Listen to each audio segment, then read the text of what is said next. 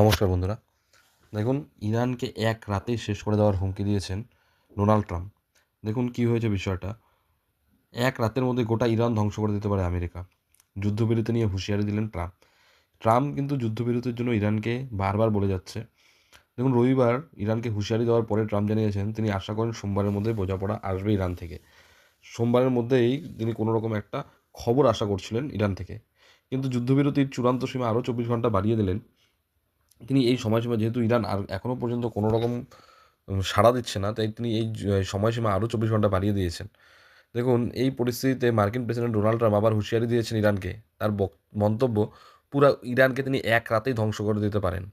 আর সেটা তার খেয়ালখুশি মতো তিনি যে কোনো দিন বলতে পারেন যে কোনো দিন রাতেই হয়তো ইরানকে তিনি ধ্বংস করে দিতে পারেন। রবিবার রাতে ইরানকে মঙ্গলবার রাত 8টা পর্যন্ত যুদ্ধবিরতির বর্ধিত সময়সীমা দিয়েছেন ট্রাম্প। হরমুজ প্রণালী আবার খুলে না দিলে ইরানের বিদ্যুৎ কেন্দ্র, সেতু ও অন্য যে সমস্ত এনার্জির জায়গাগুলো আছে, উৎসগুলো আছে, সেগুলোতে কিন্তু আহ, যুদ্ধ শুরু করে দেবে আমাদের ট্রাম্প। এই সোমবার সংবাদ মাধ্যমের মুখোমুখি হয়ে এক ধাপ এগিয়ে পুরো ইরানকে গুঁড়িয়ে দেওয়ার হুমকি দিয়েছেন মার্কিন প্রেসিডেন্ট ডোনাল্ড ট্রাম্প। দেখা যাক মঙ্গলবার পর্যন্ত কী হয়।